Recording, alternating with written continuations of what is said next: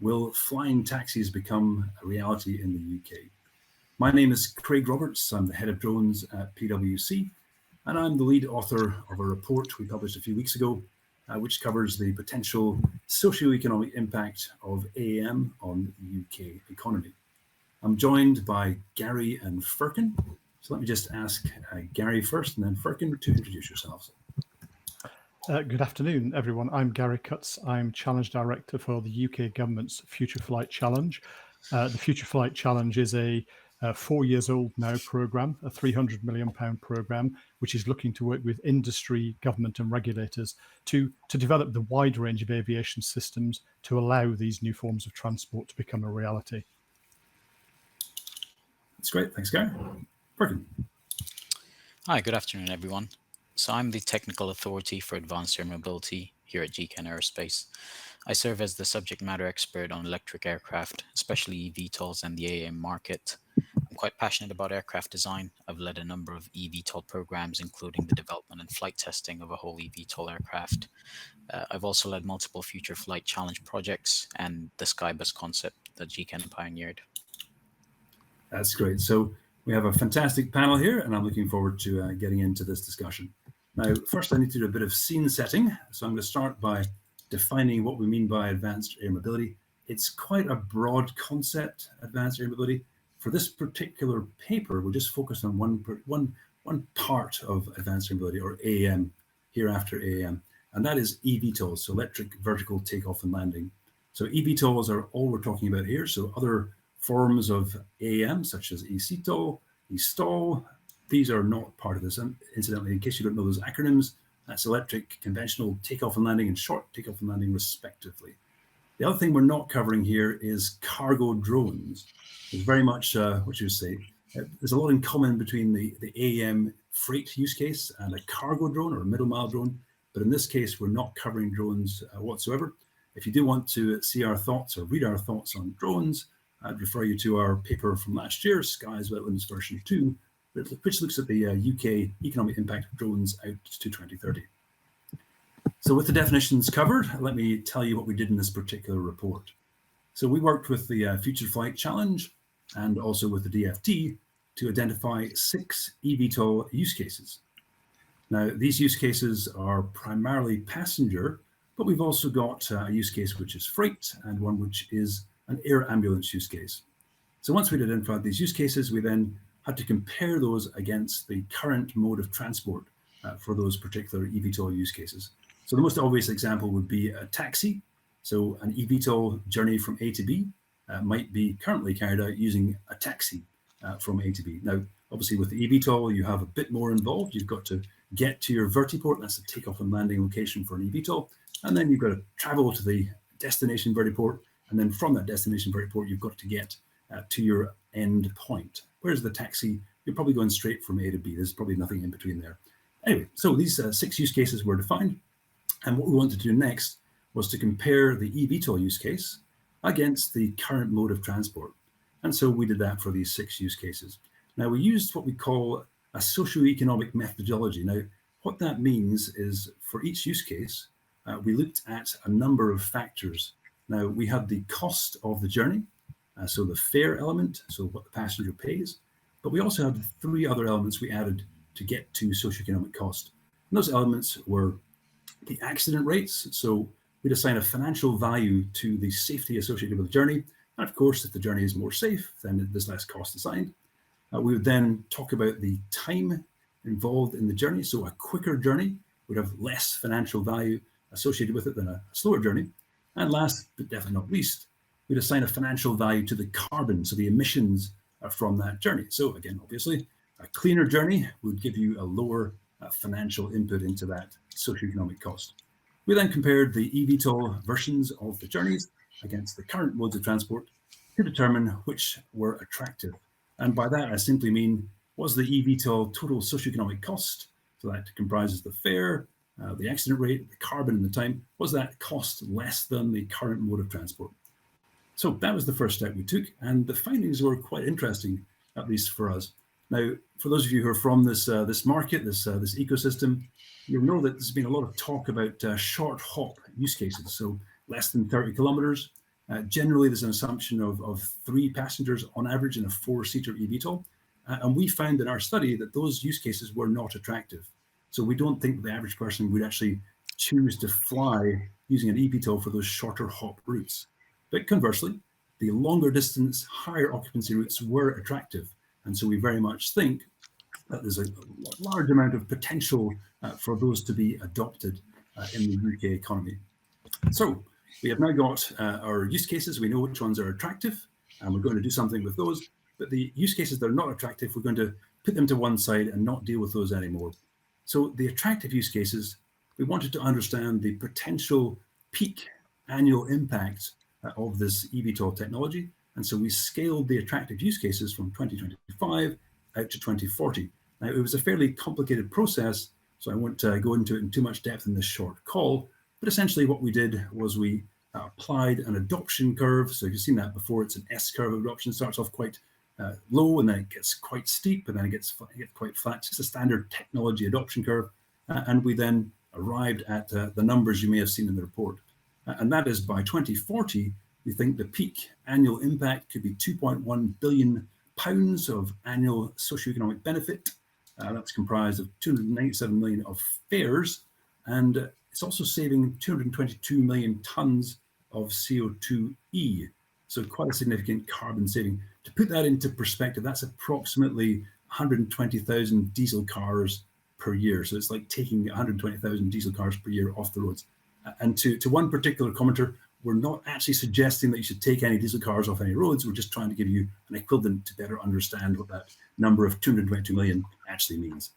Okay, so there we go. That is the summary of what we did, how we got to this number.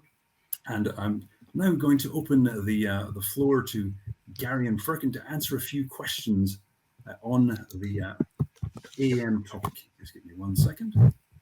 So let me start with Gary. So let me ask you about the opportunities. So Gary, which opportunities do you think that AAM technology offers the UK? Super. Thank you, Craig. And if I can, I'd kind of like to cheat. I want to do a few opportunities here. And I will say, I think this market is completely laden with opportunities, an awful lot of things. So when I limit myself to 3, there's lots more that we could talk about. So firstly, I think the right place to start is about public and societal benefits. You have to have some why you're doing this. And it's not just that the tech is cool and interesting and we're growing an industry. There has to be something that the public buys into and allows the market to be created. So the whole concept of better connectivity, allowing people in towns that are perhaps remote, perhaps not remote per se, but just poorly served by other infrastructure, but that have a high demand for travel. Imagine that, a new mode of transport that can allow you to connect places that are really poorly connected today. Then obviously for all people, even if you're in a place that is connected by cars or by other public transport, the time value, and obviously that feeds a lot into the study, Craig, but that simple time value, we've quoted in some earlier work we did that if you look between, say, Manchester and Norwich in the UK, that's kind of a 3-hour journey, however you do it today. The opportunity for that to be more like an hour 10, an hour 20 journey. So you've got these 2-pronged public benefits of connectivity, raw connectivity, and then pure time. I'd just like to go on a couple of different directions very briefly, if I can.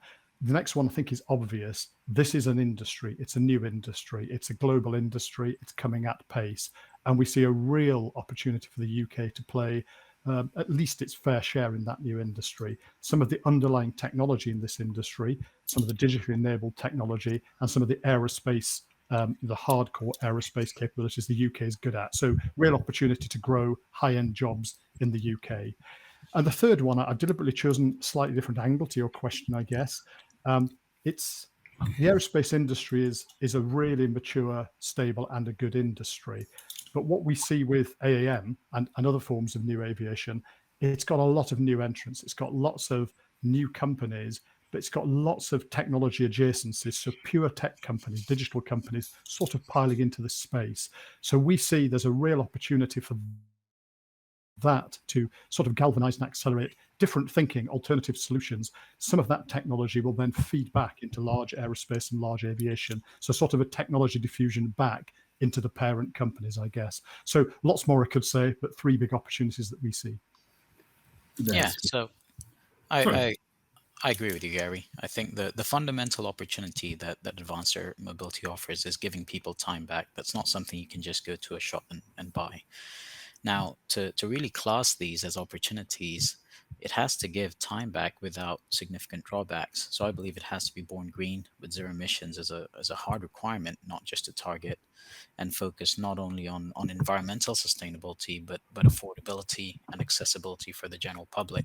If you look at several of the use cases from drone delivery to passenger eVTOLs in urban areas to regional air mobility on newer routes, they all have some opportunities. And despite the regular online debates on which market is bigger or what's going to happen sooner, I don't think there's really competition between the use cases.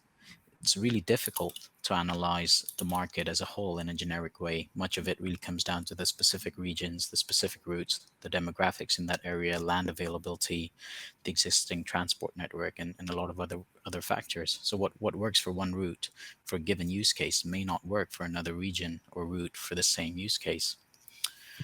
On short hops, though, I do think that the airport shuttle use case plays a significant opportunity, including in the UK. Driving to the airport isn't always a cheap option. Parking charges can be significant if you have to leave your car for multiple days or weeks. There's more consistent demand on these routes compared to commuter routes where the 9 a.m., 5 p.m. peaks can dominate. Demand is significant to the airport, providing a large market opportunity. Congestion on those routes can be significant throughout the day, with trips often taking over an hour in major cities or airports. And time sensitivity is higher. Nobody wants to miss their actual flight, so willingness to pay is higher. The average person will take taxis to the airport today, even if they might not take a private taxi to commute to work. Uh, Lastly, I think one risk is that there's too much focus on what opportunities are going to be realized maybe in the next 2 years, 3 years, 5 years. And in my view, it's really more of a long game. Many of the people who might benefit from these opportunities may not even really have been born yet. Interesting point, Furqan. Yeah, just I guess from my point, or from my perspective, for us when we did this report and the analysis in the report, our view was that there should really be quite a laser focus on the currently socioeconomic compelling use cases. So, in other words, yes, potentially that short hop to the airport might work in some cases, but in terms of actually getting this off the ground, you really want the more compelling use cases, which are really solving a current problem. And you can argue, yes, it can be a bit of a hassle getting to the airport, but it's not quite as burning a platform as certain use cases that we've identified. But obviously, that's something which is subject to further analysis. But for us, the key thing with the opportunities, the exciting opportunities, are the ones which can be made as a socioeconomic case, which are attractive to all parties, and that means that you can start to have conversations with, for example, the local council, the public, or whatever, to make sure that they're actually bought into something quite specific because it's compelling from a socioeconomic perspective. Anyway, that's interesting. So quite a lot of excitement about this technology. I guess it is faster, it's cleaner, it's safer than other options. So these are all great things, and yeah, absolutely, there's a lot of I think excitement in the industry. It is a brand new industry, but that does have with it associated with it rather a number of challenges. So Furqan, perhaps we'll start with you this time, and we'll ask you the question: what do you think are the main AAM adoption challenges? Okay, so I think there are two challenges specifically that are regularly on my mind. The first is vertiports. Vertical takeoff and landing makes sense over conventional takeoff and landing when you're typically restricted for land space, either at your origin or your destination spot, or both. And that's why eVTOLs make sense for urban air mobility missions. But large-scale eVTOL operations will still need a significant amount of land within city centers where it's most expensive and least available. Finding a way to build on existing facilities, repurposing unused or poorly used space, and overcoming really the opportunity cost of this highly desirable real estate is going to be extremely important. If you compromise and locate vertiports in less desirable places, that could have a significant impact on the overall demand for those services. And Gary, what are your thoughts on the main challenges? So firstly, I'd like to pick up on Furqan's and add to that a little bit, and then perhaps bring a few more out. So the land challenge is a really interesting one. So if you think about what drives the aircraft manufacturers, to some degree, they're driven by the technology and the possibilities, and there's lots of people wish to go and invest and put money into that. If you come back to the airport and land use and the associated infrastructure, the kind of people who could do that have other options. There's lots of draws for land use. So something has to give you the confidence this is a sensible thing to do. Now, we believe, we're all converts, we believe in this technology. But if you're deciding to build the first 1, 2, maybe 20 vertiports, you have to have real faith that this thing is going to come. So it's not just the land use and the pricing of that, it's the risk appetite and the confidence, and who has the confidence of the large companies or the landowners to put that in there. So I think for us there's a need to continue to tell the compelling stories and ensure that we've thought through the issues that would help the industry become a reality. And if I can maybe just build on that a little bit, and there is lots of things that we need to address as issues. I'm going to talk about two things very briefly that are sort of connected. One is, it's a complex topic, and I've had several goes at explaining this before. But if you think about the way these aircraft fly, they're flying into much nearer to where people live. And for part of their operation, they'll be flying relatively low as well. So they're more in the public sphere, they're more in your consciousness, and they're there.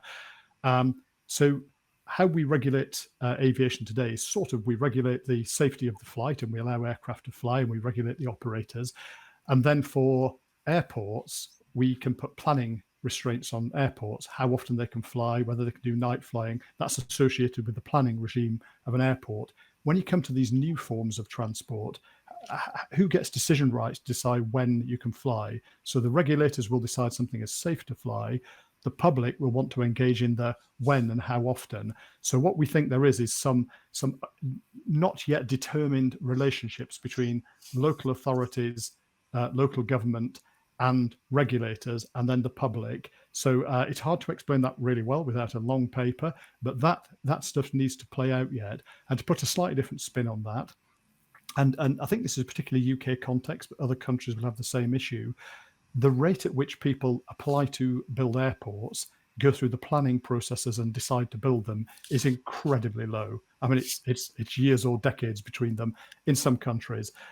What we want to do is in the next 5 years, I don't know, maybe build 120 of these. So the pace at which you have those conversations locally about airport development and how that impacts people and who gets decision rights, who holds the pen on the decision rights to say, yes, you can do this. So that's quite a long answer, so I'll make this one a much shorter one. So then related to that, you've just got this concept of social license, which I think is terminology the Civil Aviation Authority use. And I quite like that. And this idea of social license, it's not unique to transport or aviation, but the idea that enough of the public has to have enough of a positive view and can manage their concerns, that there's a broad sort of groundswell that lets you do this stuff. Now, I'm sure people could come and argue that, well, if people don't like it, how would they intervene? But they do. We know that publics, if they don't like things, governments listen. So at some point, you have to have a conversation with the public, and the public is. I'm afraid this is something I say on almost every call. There is no such thing as a public. In the UK, there's about 70 million publics, and everyone's got their opinion. So you've got to have a conversation with enough people to understand that they think this is socially acceptable enough to give you the go-ahead. That's a really subtle public engagement thing to do for a technology that is really hard to understand and is quite deep tech. I think there's one particular challenge that really influences that social license aspect as well, Gary, and one I spend quite a lot of time thinking about.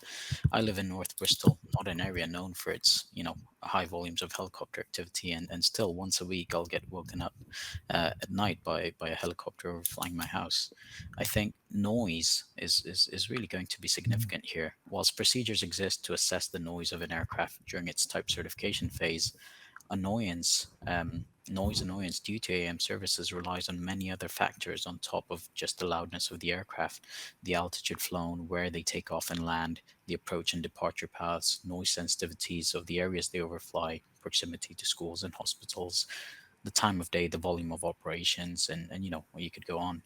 And not only are the air acoustics of the aircraft quite complex due to the high number of aerodynamic interactions, their psychoacoustic properties, the impact of operational parameters and infrastructure parameters really needs to be understood better to ensure that socially acceptable services are actually introduced. I do believe eVTOLs have the potential to be significantly quieter than helicopters, due to high torque electric motors, allowing rotor tip speeds to be lower.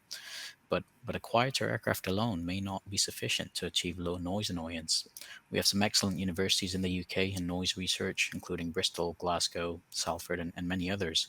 So I think there needs to be greater collaboration between the air vehicle developers, the academics, and perhaps both potential vertiport and aircraft operators on how to really minimize the impact of noise.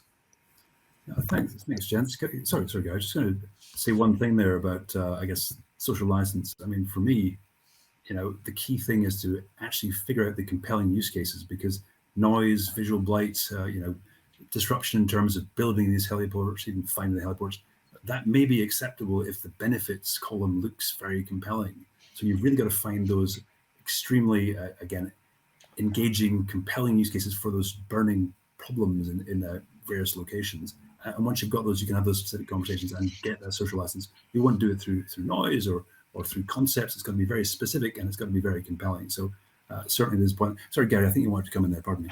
I did, Craig, but what I was going to say, I think, fits perfectly with what you just said.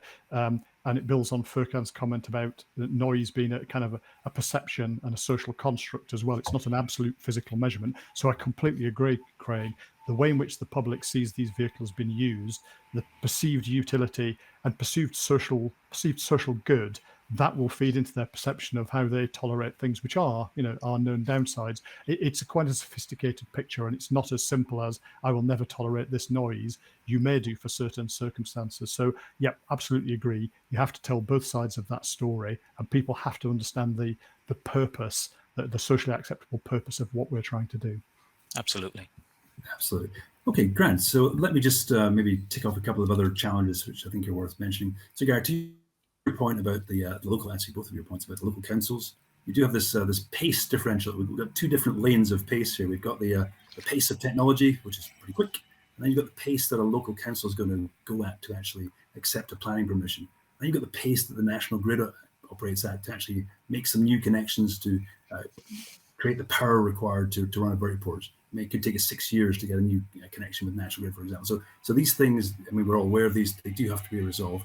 And in terms of just to give the report a quick name check, even, pardon me, we do go through some other challenges here in terms of technology, in terms of security regulation, business model and skills, and particularly things like airspace are extremely challenging for the progressive drones and AAM as well. But anyway, given the time, we have, I think, 6 minutes left. Let's get on to the last question, unless there's any other points there, Gary and Furqan. No. Okay, let's move on to the last question. Okay, so this is, I guess, the punchline. So what's next for AAM in the UK? And when will we see these things flying around? If you're feeling particularly ambitious, gents, give me a year. But otherwise, feel free to share your thoughts. Well, I'll have a punt that you'll see one of these, should you want to go and see one. Well, let's be honest, you could have seen one of these this year if you happen to be in the right place at the right time. That's public now. So there's a UK designed and produced aircraft that's flown in a test flight. I think you'll see them in a first demonstration phase as early as next year. That is absolutely not revenue generating large production phase. So just to set expectations, though, in this country, you will see them within about 12 to 15 months. And then when they will start to have something like a volume, a first kind of sensible small network, I think the jury's out to some degree. I'll say I'm a real optimist. I think everything can be solved and it's great fun to solve it. I think you'll see that as early as 2025, but I think you'll see it no later than 2027. So probably reality will kind of come to play in there. But if that was 2027, that is not very far away in the grand scheme of aerospace projects. It's coming sometime soon. Thanks, Yeah. Gary. I think commercially viable services are definitely achievable in the next 5 years. Whether we achieve them will really depend on the commitment both the government and industry are willing to make. It goes back to the point Gary made earlier around risk appetite. I think one of the most important things that needs to happen is for a city to step forward and say they want to integrate those services into their transport system and work with OEMs as well as operators to have a small operation that can be scaled over time. So we really need to move from roadmaps and vision to actual implementations of passenger carrying services, even if it starts off in a very limited capacity and it's something we can build on. So Craig, if I could come in on Furqan's point, absolutely agree with that. I mean, we've been thinking as a future flight challenge, what are the next stages? And part of that next stage is a sort of a semi-regional, a place-based solution that you want somewhere where there's an appetite, and you really want the appetite to be local government, local publics, which is a bit harder. Is there a place that's just, you know, more amenable to this kind of stuff? I think what drives that is a place that's got an obvious use case, which people can see it's instantly beneficial, and then backed up, as I'm sure it will be now that we have the Future Flight Industry Group by central government. So completely with you, Furqan. I think a place saying it will be us, we will be the first demonstration, we will knock down the barriers, and we'll go through that planning process. That will drive the pace for sure. Yeah, I couldn't agree more. So if anybody's on the call that is from the appropriate local council or city, just hit us up. We'll get this done. Fantastic. Anyway, gents, thank you so much for your time. Fascinating conversation. Really appreciate that. So I'm going to wrap things up now. We're pretty much, a couple of minutes to go, but I don't think we have enough time for another question. So let me just say thank you very much for attending. Very much appreciate that. And also, if you want to play this back, it'll be appearing on the PwC UK's YouTube page. And thanks again for attending this meeting. All the best. Thank you for having me. Thank you.